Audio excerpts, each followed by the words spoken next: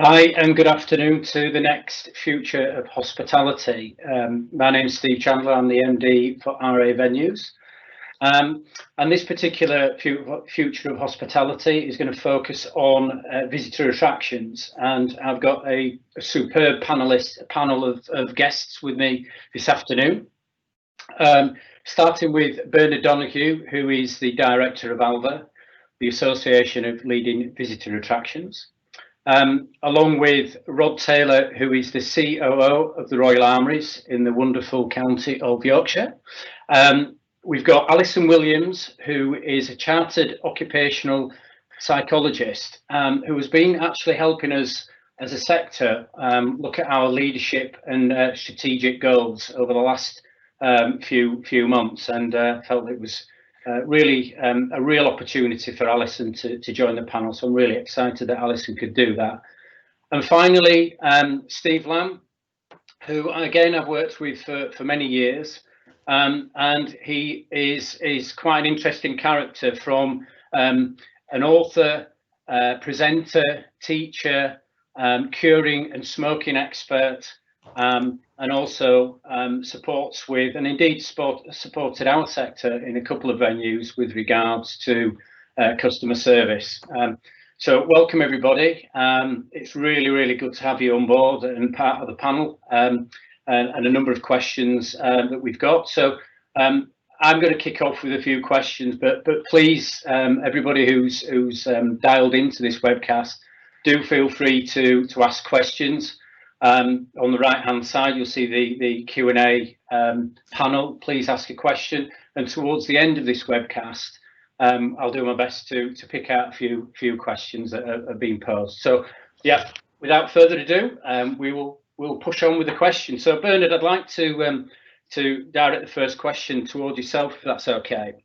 And really I'm keen to get your views of what you see as the most important focus for visitor attractions, and indeed their people post-COVID, but I want specifically to leave health and safety to one side, because I think we've talked long and hard in many webcasts and webinars about the importance of when we re-emerge of the health and safety aspect. But what else do you think is the most important focus? I think two things. One is business confidence. So the ability for people to go back confidently to visitor attractions, and the second is enjoyment. So even though this isn't sort of COVID focused, one of the things that we've been doing at ALVA is commissioning visitor sentiment research. So what are people worried about if they go back to visitor attractions? What would reassure them? What would deter them? What are they worried about? And what are the things that they're looking forward to? And it's been absolutely fascinating. So we've had the second wave now. So we published the second wave last week. A number of interesting things which are pertinent now, but also will be pertinent in a post-COVID world. I'm not sure, by the way, that exists. But the first is that people want to feel welcome, and they don't just want to be safe, they want to feel safe. And therefore, one of the things that comes through very powerfully in our research is that they have absolute confidence in front of house staff at visitor attractions and cafes and restaurants, doing the right thing, behaving in the right way, wearing the right stuff, managing social distances and volume controls. They have very little confidence in their fellow members of the public doing the same thing. So one is about the confidence in reassurance messages going back. I think the second is that there is a huge pent-up desire to go back to people's favourite visitor attractions. So again, one of the things that we've been doing over the course of the last couple of months now is doing a lot of media work, encouraging people to go online to look at their attractions. So whilst the attractions have been physically closed, they've been virtually open. So they've been doing everything from keeper cams at zoos and webcams through to virtual tours and downloadable recipes and everything like that. So we've asked people to create a wish list of places that they want to go to when they can. And what that's meant for attractions when they all reopen and they re-engage with their public is that they've got a new relationship with them. The public has managed to establish a new way of talking with them, engaging with them, under lockdown, which absolutely needs to continue in normal circumstances. So it's a bit like the Friday night lates phenomena, where on a Friday night a museum or gallery behaves differently and consequently attracts a different crowd of people than it would during the day. We've had 3 months of Friday night lates, essentially, where visitor attractions have behaved in a different way and engaged with their audiences and their customers in a different way.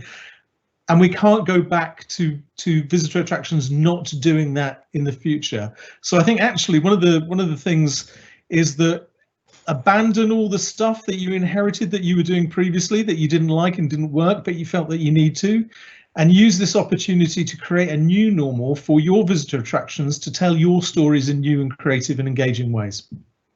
Thanks, Bernard. Do you think that means that they will re-emerge in a more immersive state than they ever were before? Potentially. There still will be the lingering issue around safety and community infection protocols and around things like touchscreen technology. So I've been talking to a lot of our members who are highly dependent on interactive engagement with collections, and they're going to have to rethink that, how they manage that, how they work around it. But in terms of immersive, yes, I think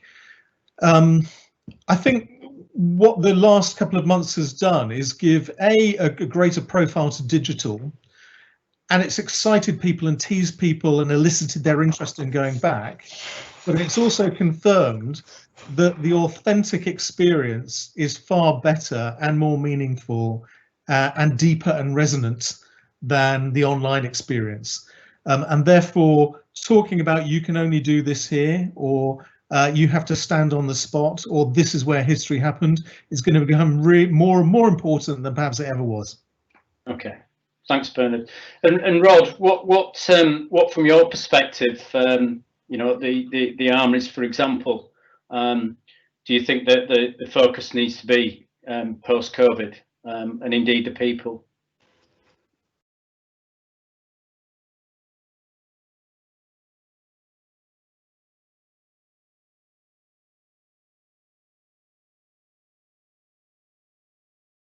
I think we've got a frozen screen. Okay, Bernard, we'll continue with yourself if that's okay. Given the insight that Alva has provided over recent weeks, which from a personal perspective has been absolutely fantastic, and I think every week there's something new and really helpful in all the webinars that you've provided. So thanks for that. What would you say are the top 2 priorities for the catering provider to get right in the first 6 months when we come back? I think the first is to understand, again through the visitor sentiment research that we've been conducting, is that the places that most of the public feel most concerned about are toilets and cafes, and therefore the proximity and the intimacy of people being around them and food preparation areas. And I think that the second is that a new demand coming through from members of the public is that they want to be primarily outside, and they want the flexibility of the attraction site to allow people to bring their own food and drink and to do their own picnics. Now that obviously, you can understand that on one emotional level, but that obviously poses a challenge in terms of F&B sales and revenue and financial sustainability. So I suppose the 2 things are, one, understand people's anxieties and respond to them authentically and reassuringly, and secondly, where you can be as flexible as possible to ensure that people feel that they're being treated and listened to and responded to authentically, and then moved on to the track, if you like, of being able to sensibly and confidently go back into restaurants and cafes and pop-up spots. Those are the 2 most important things, I think. Yeah, thanks, Bernard. And Rod, have we got Rod back? I think so. Yeah. There we go. Yeah. So I think I'm here. Rod, just want to get your perspective really on the focus and on sort of I guess more specifically from a museum perspective, coming back from COVID and equally the people therein. Yeah. I think Bernard's hit the nail on the head. Not to drill down too far into all that safety and hygiene stuff, but it is about trust and integrity as a venue. And visitors need to see that they can have faith in your competence to deliver a safe experience. And if there's any doubt about that, they'll leave immediately, and they'll be very vocal about that in all the channels that are open to them. So we do need to demonstrate that we're capable and competent, and we take their welfare seriously, as well as that of our own staff, of course. So that their trust and the integrity in us as an operator needs to be there. Crowds need to be appropriately managed. Sanitisation needs to be thought through, and all those aspects need to be in place. But I think overwhelmingly, and we've got a real test at the Armouries laid down that we need to meet in this respect. We need to provide an experience that's credible as a national museum, and the quality of the offer needs to be there. People need to get the experience that they're looking for when they come along, whether it is that authentic, see the real thing, an actual Henry VIII armour, or whatever it is they've come to see with us, or a real tiger in a real zoo, or whatever it may be. We need to not water down and dilute the quality of experience that people might expect from a national museum, and I think that's really important from our point of view. We don't want to disappoint anyone. We want them to say, when they came, they had a great time, and it was as good as they'd expected it, and even better. But obviously it's all about stabilisation and resurrection at the moment. We need to get back to somewhere that's sustainable, and we certainly won't be there in the first instance. We're going to be opening at a cost, and I think many people will be doing it. It's been well put in a number of forums that it's very difficult to open and respect social distancing requirements and be economically viable. The two kind of don't go together, but we'll make what effort we can to progress, and it's about getting to where we need to be over time. So provide a great experience, make sure there's trust and integrity in what you offer, work towards a stable sort of position, and resurrect from where we are now to where we hope to be in, say, a year or 10 months time, and wrap all that up in really powerful messages. It's about signalling the comfort factors to people, and drawing them in, but almost to some extent negative marketing as well. So we're not saying don't come, but we need to be able to say, come in these numbers at this time and in this way, and maybe provide systems and booking processes and all the rest of it to reassure up front that it's going to be, a bona fide experience and properly looked after. And I guess, Rod, like never before, is the constant review of the previous day's operation, because it'll be consistently tweaking and polishing and updating.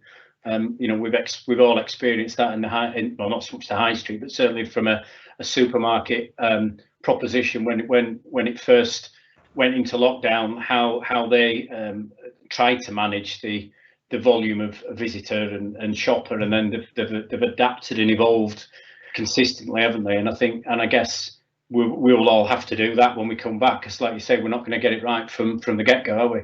Yeah, I think that's right. I mean, much as we all loathe supermarkets, I think they're a really good example of a fairly steep curve, and people needed to be fed. They had to open their doors, and they did their best in the first instance, but you can see that in the numbers of weeks that have passed, they've done a great job in improving and evaluating their processes. And I think that's a really powerful symbol of that comfort. The first time you go back to a store and they're regulating access and they've got cones marked out and routes inside, that feeling you get of actually this is how it should be, and the reassurance that comes from that, I think, is very telling for us. So yeah, it will be about failing fast. Again, if we're going to get some things wrong, I hope to get nothing wrong, but we've got to expect that there'll be some things we can improve on, and it's recognizing that can be improved or needs to be improved as rapidly as possible, and being ready to make changes. And I think this comes back to the integrity thing.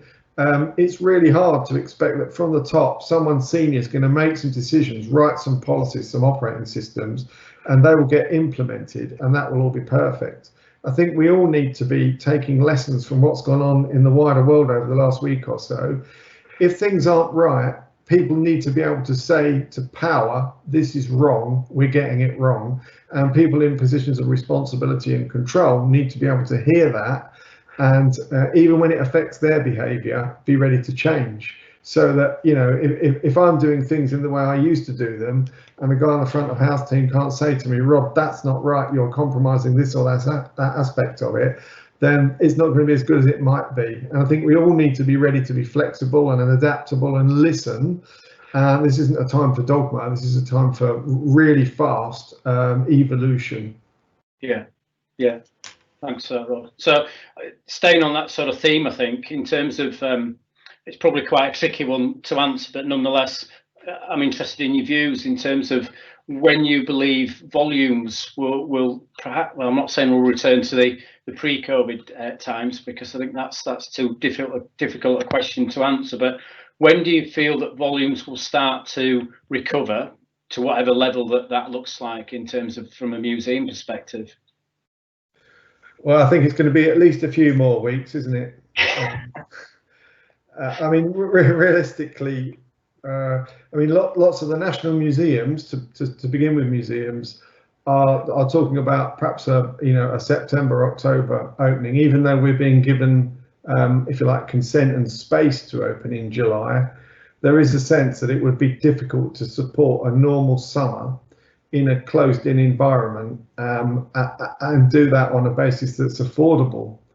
And every week that passes by, the prospect of doing that safely increases and becomes more viable.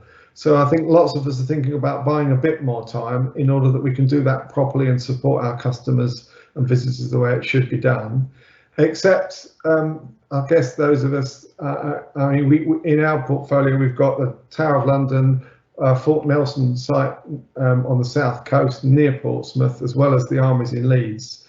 And I'm also a non-exec director of the Royal Armouries Museum, and we've got lovely gardens and outdoor spaces there. So those of us that have got outdoor spaces will be, I think, leaning on those to help usher in an ability to open for our publics, and leaning on and maximising the use of outdoor spaces is clearly a great advantage and a benefit to be able to do that. And we need to think through which aspects of our offer we can convert that way to get open sooner and begin to build that confidence and enhance that sense of it being an acceptable, viable, safe thing to do to visit your local or a national museum. I think the big question, Steve, is about a second wave. And if we go at this hammer and tong and we very quickly run into a second wave of increasing infection rates, then I think the scale of that setback on not just on our businesses, but on the underlying public confidence in the whole prospect of returning to this could be really badly damaged. And it is about moderation and very, very gradually opening and expanding what we do in order, I think, not if we can avoid it, to avoid the risk of any substantial secondary sort of impact. But it's about confidence, as Bernard said earlier, and there are three elements to it. It needs to be legal. We need to be told you can open and you can operate on that basis. There needs to be a desire and an appetite, and I think there is that. We're seeing that already in some respects. People are returning to those social opportunities that are being made available for them. They're all the way outdoor at the moment, but you can see there's a real sort of desire to do that.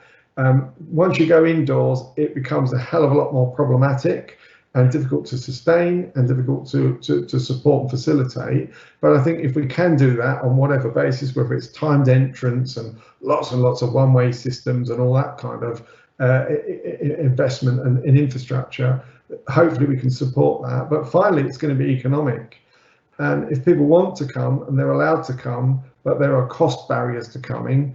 And I think that the further we get away from COVID and the closer we might get to, if you like, other economic impacts of this, the more that might be the factor that holds back our business in terms of visitors, and also, in terms of work that you and I do together in terms of our event business, which is absolutely fundamental to our well-being and our sustainability.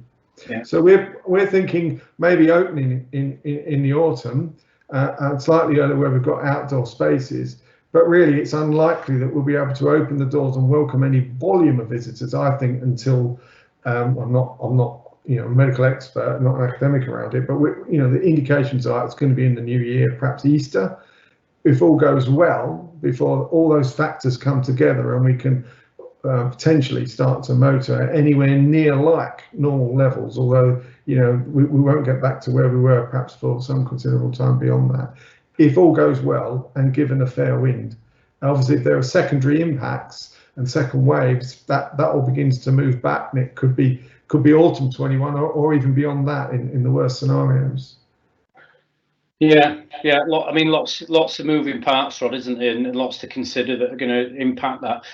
Bernard, have you got a view on sort of the sort of museum sector, shall we say? We've talked long and hard, and we've got lots of arguably positive feedback, really, in terms of the open spaces coming back online. But from a museum perspective, that I guess is going to come back slightly slower. And have you got any views on that?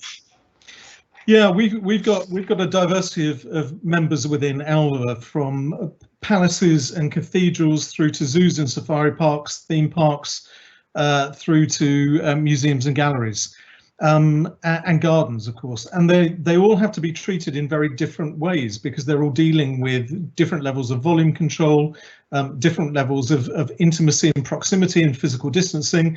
So they all have to be treated differently. So I'm speaking to government ministers probably twice daily, and a conference call with the Secretary of State for Culture, Media and Sport and DEFRA at least weekly. So we were able to persuade governments to open outdoor attractions essentially now. So many of them, like Kew Gardens or the National Trust properties or Painshill Park, will be opening this weekend and next week. As a result of the government's announcement that non-essential retail can open on the 15th of June, we've also pressed hard that in England, at least, that should also apply to safari parks and zoos, because frankly, going around managing the virus and physical distancing at Selfridges is probably more difficult than doing it at Longleat Safari Park. So I mean, we can't see a logic that would suggest that actually they can't open at the same time. Museums and galleries and indoor attractions have been given an indication of opening at about 4th of July, though, as we've already heard, that's entirely dependent on whether they're economically viable to do so. Because if you're operating at 15, 20, 30% capacity, in order to adhere to social distancing guidelines, it may not be economically viable to open, and therefore one of the big requests that we made of government is to continue the furloughing scheme, the job retention scheme, not just beyond October, and we got that, but probably through until the new year. And then our last area of attractions are venues, so places like the Royal Albert Hall and National Theatre. Now, those will be the last to open because, again, it's not economically viable or possible, actually, for them to open at anything like capacity in order to make any money. So if you're the Royal Albert Hall, you would probably have to employ double the amount of staff that you currently do in order to manage physical distancing properly. You just can't do that. So many of those intimate venues, big capacity crowd venues, will have to wait until the pandemic progresses, until such a point where physical distancing has been brought down from 2 meters to 1.5 meters, as it is in most of Europe, to the WHO requirement, which is 1 meter, and then decide what's the most important thing for them at that point. Clearly, one of the things that we absolutely want is for them all to survive that process in order to get back up and running as soon as they can. Yeah, thanks for that, Bernard. I think that makes. I think that helps everybody understand the different sort of segments, shall we say, in terms of the visitor attraction proposition across the UK. And I think that continued pressure, but done in with the consideration of it being safe and providing confidence, it'll be critical for things reopening, whatever volumes that opens up to. So I'm going to move on to Steve for me now, and I'm keen to particularly with your background, Steve, to just get a feel for sort of in light of lots of media and press updates of produce and fruit pickers and getting the produce from the land to the shops, etc. Just to get your view of how you see the local and organic food trend developing post-COVID. Well, I think it will develop. I think the local is perhaps the most poignant one, because I think there's a reassurance and there's a confidence in actually physically knowing where the produce is coming from, and not shipping things around the country, understanding the traceability, and also really having a sense of community and feeling as if you're doing something tangible in the place where you live. And I have a fairly privileged position, because I know lots of producers, lots of suppliers, and I can go directly to them and buy some amazing veg and buy some amazing beef, and I kind of bypass that supermarket scenario. And I think that people in our sector, hospitality and food, have been some of the hardest hit, and yet some of the most positive, innovative, forward thinking group of people in the whole of this COVID lockdown scenario. And it's got an amazing energy. And I think there's a reassurance that people are trying to do the right thing. And I feel that there's an opportunity of optimism, of being able to get really good quality into fantastic venues, because no matter how we manage it, what we don't want is the venue to open and have this kind of IKEA effect. I know that there has to be a one-way system, and there has to be respect to health and hygiene and safety. But I'm terrible. I hate being told what to do. But I think that as long as you're in a venue and you know that the quality of the food is high class, and you've done the best to tap into people who are struggling in order to support them and put a bottom line on their business, people are slightly forgiving about the experience, because they know it's difficult. It can't drop below a certain level, but where it can really excel is in quality of food and the way that that food is delivered, including the way that it's kind of done front of house. I mean, for God's sake, I think we're going to be in a situation where people might be wearing masks. We might be behind perspex screens. Social distancing of 2 meters does not evoke appetite or atmosphere. So really, where you're kind of making up a lot of ground is the backstory. And if the backstory is good about really supporting people, getting good food in front of them, then I think that the overall experience and expectation, people are, I don't know, I think, they're slightly more forgiving. They're reassured. They can see that you're trying to do the right thing. They can see that you're doing the best that you can control in terms of experience, and the bit that you can't do in terms of, delays and gaps and waiting for the person in front and not encroaching. I think a lot of that people will self-police as well. I think that there's a lot of work to be done, making sure that the staff are safe as well as the customers. But I do think that when people see that you're trying to do the best, they'll step in and say, look, I'm sorry, but you can't step too close to that. We're all trying to do the same thing. And there's a sort of community spirit. Everybody wants it to work well. And I think food and local food is one of the ways that you can make a massive impact. And I guess on that, Steve, it's the age-old focus challenge, whatever you want to call it or term it, in terms of getting that message out of wherever possible that the caterer, the food and beverage provider is supporting a local producer, is that we we shout about that, and people can they can read the story behind the potatoes that are coming into to Twycross to into the fish and chip proposition there, and there's a real good, like you say, backstory, but it's a bit more in your face. It can be on the website, but also it's in your face within the venue, and it's telling the story where you're supporting that local community.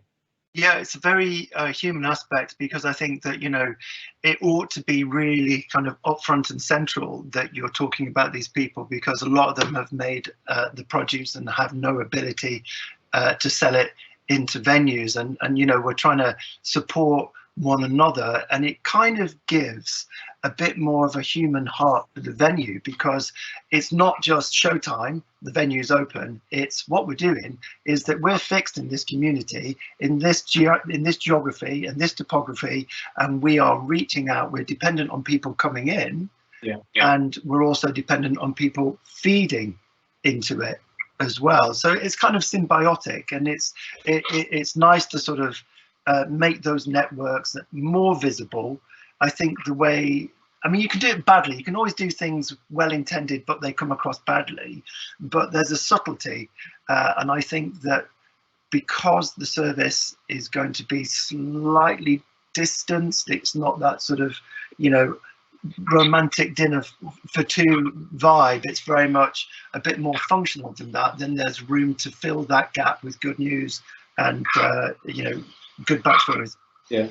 So Alison, from a slightly different angle, really, from a consumer perspective, how do you sort of view the local and organic sort of appetite, if I can put it like that, in terms of post-COVID? Do you think people will look for that avidly, or do you think that they will sort of actually look for more value, however you want to interpret the word value, but from a the cash in people's pockets, shall we say, when we come out? No, I think they absolutely will look for that. I think what's happened is people have had to change habits, and I think from a food perspective, a lot of that experience has been very positive. So even if I take my own parents, they're now ordering on the internet from a milkman who's delivering fresh fruit and veg. People like that and families like myself won't go back when they've had good quality through changing the habit. So I think it will continue. I think what Steve said, I would echo. It's quite rewarding to know you're helping a smaller business or a family, and rather than a faceless organisation. So I think it will continue where it can. I think people are grateful for the loyalty that small businesses and small producers have shown. And they're an innovative way of delivering service, really. So I think where it can, people will absolutely want that, because it's better quality and they feel like they're doing a good thing. Yeah, thanks for that, Alison. And Steve, in terms of from a customer service perspective, as well as food, what do you think will make the difference? Confidence, I think, really makes the difference. I think as long as the staff within the venues feel as if they're being looked after, then the confidence that you show in their well-being also means that as a spokesperson for the company, every time they meet on the front line a new customer, they're relaying that message. And I think it's a softer, human, caring, more personable approach to service, and you've got to back that up with really quality food. And I think that menus will be shorter. I think there'll be more focus on it being simplified. I think the difficulty is how you might take the money for the food, because in my mind that sort of involves queuing and might lessen the experience. As long as you can get beyond that, I think that being human, being personable, being professional, being engaged in the situation, and making sure that the staff feel comfortable enough to know that the message that they're getting across is real and has integrity. I think that's the difference. And I know that you know, you've done a lot of work on staff and staff retention and keeping people engaged and feeling part of an organisation. I think we'll have to focus on that a little bit more. You know, they don't want to feel as if they're kind of putting themselves in danger or doing it on behalf of somebody they don't know. And I guess you mentioned the service behind a mask a few minutes ago there, Stephen. I think you know, like never before, we're going to need to provide guidance and awareness of body language, aren't we? And smiling with the eyes, and you know, and a real conscious effort to if somebody's obviously wearing a mask in that environment, then they're not, you know, to see the smile is going to be quite tricky. So I think body language and eye contact, good, real strong eye contact and smiling with the eyes and that sort of thing is certainly something that we're going to have to really concentrate on, I guess. I think you're absolutely right, Stephen. These are things that will be appropriate for the time when you reopen, but they'll also be something that will take your business right into the future as well. I don't think it's a kind of reactionary thing. I think, you know, although there's this physical barrier, but attention and looking at people, smiling with the eyes, because I think there's a real desire for people to have some escapism, you know, and you can provide escapism both in the experience of the venue, but also from what we've experienced over these last 9-10 weeks. And you know, your staff and the people who kind of work at your venues, they're the ambassadors of this change, you know, and it's small things like that. As long as people feel confident and looked after, they can really sort of have a better experience and you know, small attention to detail. Thanks for that, Steve. If we can move on to Alison for the next question. What the most important leadership considerations you believe an organisation or a venue should be aware of or more conscious of as we re-emerge from this COVID situation we find ourselves in? I think there's 4 things that organisations should really think about, and the first one is around understanding that leadership is first about a mindset. It's not about a set of skills. It starts with a mindset, and that's about really believing that if you put effort into people and try to get the best out of them, that'll give you the best results. And your mindset dictates how you act, and if we believe we have that mindset, then what you tend to see in organisations is people managers who manage a bit like a football manager. So they're trying to create the conditions for people to be able to deliver well and to let them think for themselves. And that's very different than somebody whose view of leadership is that it's about telling people what to do and to dictate decisions. So I think mindset is absolutely critical, and that links very much to some of the stuff that Rod said around getting people to think for themselves. We have to believe that people can make the right decisions. I think second with mindset is what's known as the ripple effect. Lots of organisations are very clear of the impact of bad leadership. We know that engagement, variance in engagement, 70% of that is due to leaders. Yet we have lots of organisations who aren't prepared to take a stand against bad leaders. And I think after with the COVID, people are looking for that just like we're trying to give to customers, that human element.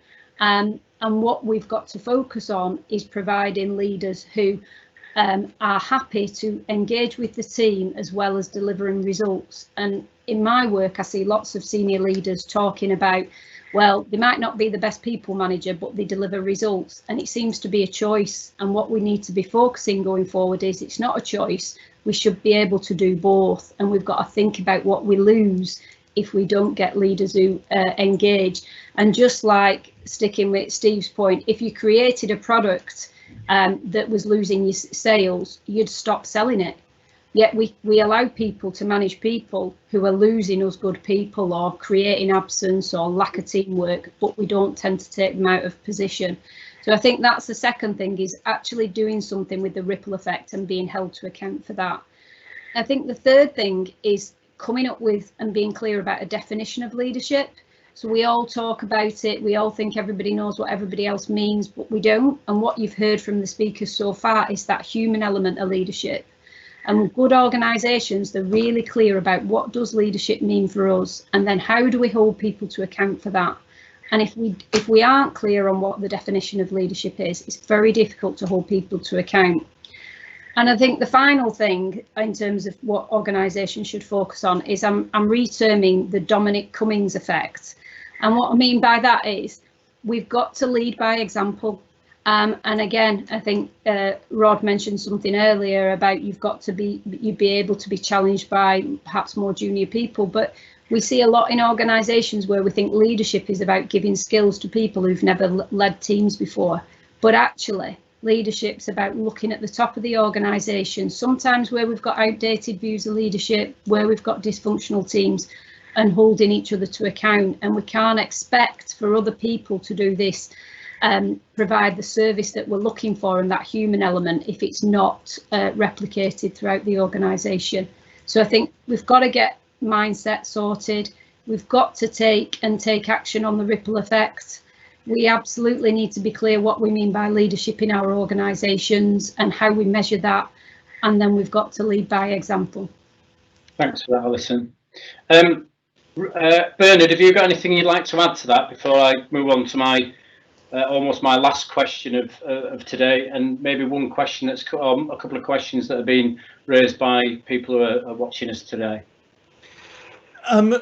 Something which links back to the last two contributions, which is people are coming to you for an enjoyable experience. They've been pent up for absolutely ages, and if they're confronted with something which is brilliantly safe but actually clinically sterile, that's a kind of wasted opportunity, and they're going to be frustrated and you're going to be frustrated.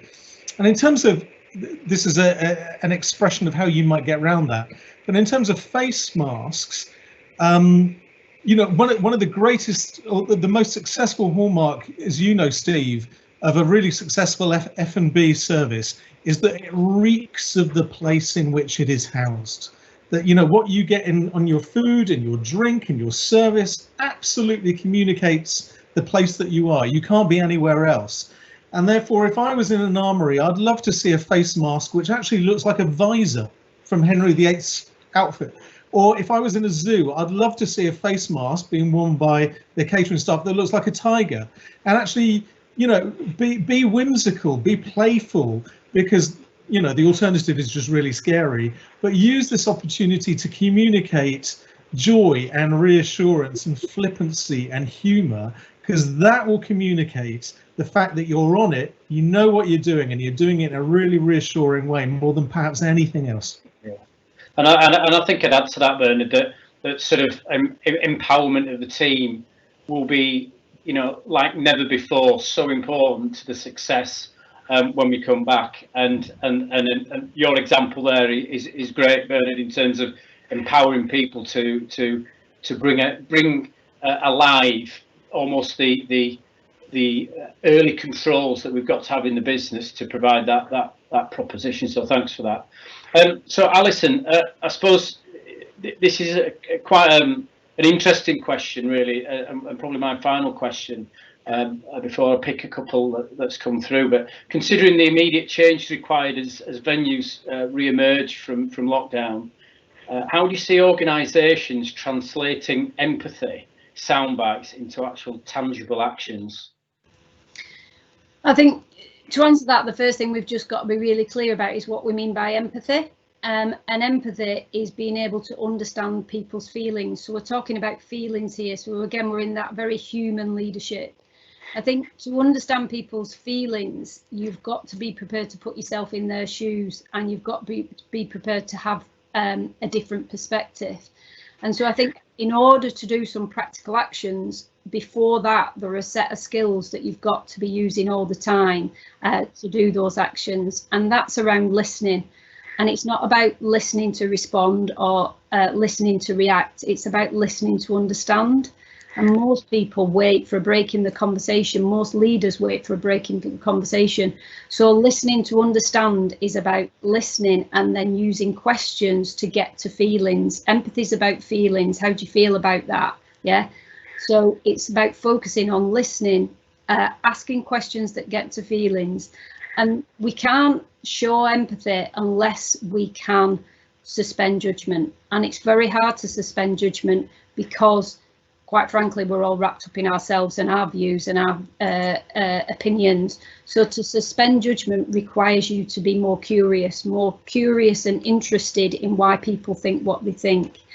And I think if you can listen more, ask questions that are getting to feelings, because that shows you care, suspend judgment, then the thing you've got to give to people is time. All people want is actual time, respect that you will give them a couple of minutes of your time at no cost. And so to directly focus on practical actions, I think one of the things leaders can do to make a big difference is to contact people with no reason, not to tell them extra things they need to do or have they remembered to do why. It's just to ring and ask how they are, and actually to say, how are you feeling, and to focus and get more used to having conversations about feelings. I think we need to ask ourselves as leaders questions like, how do I demonstrate that I care? Not what I say, how do I demonstrate? Write a list of actions that says this is what demonstrates that I care, and check that you're doing those regularly. I think checking in with people, we've mentioned about coming back and staff feeling safe, saying what is it that will give you confidence that you're safe at work, and having conversations and team meetings that cover things like that. And I think finally, the biggest thing we can't underestimate is communication. And lots of people talk about communication, but communication, you can't over communicate. I think you can over communicate if your communication is not relevant. So communication is about human communication, that we're scared as well, that actually we don't know the answer in 2 months' time, but we do know what we're trying to do now. It's communicating in a humanistic way with the personality, your personality, and focusing on what people need to know because it's relevant to their perspective, because you care and you understand their view. Thanks, Alison. That's really helpful. And I think I suppose there's one question that really that's been posed, and I'm glad I held off right till the end, really, because it sort of fits nicely into what you just said there. But there are a lot of people on furlough at the moment, and one question that's come through is that, do you have any thoughts on the psychological effect of people who have been on long-term furlough? I think the effect will depend on how the manager has dealt with it. So I think what tends to happen with bad news is we all shy away and we all don't really know how to deal with it.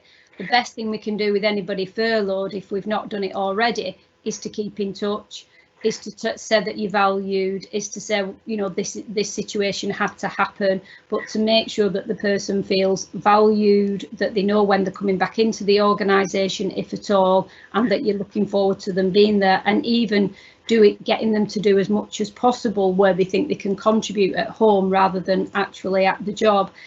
Will it have long-term effects? I think if people have been neglected and allowed to feel insecure and not valued, and that they've been chosen over other people, potentially, yeah. I think for good employers where they're keeping in touch, most people, you know, we're all can be quite rational. So if it's been explained properly, then most people will be okay. But it's the keeping in touch, explaining, not shying away from it, and making people feel valued, which is key. Yeah.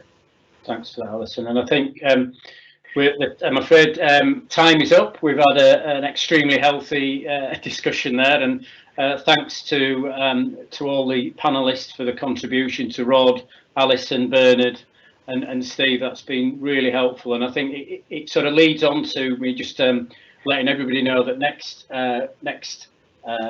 Wednesday the 3rd is the next webcast, which will cover mental health in the workplace. So I suppose that sort of rounds off quite nicely today's webcast, and I really hope you've enjoyed it. So thank you very much, and enjoy the rest of the day. Thank you, Steve. Thanks, everyone.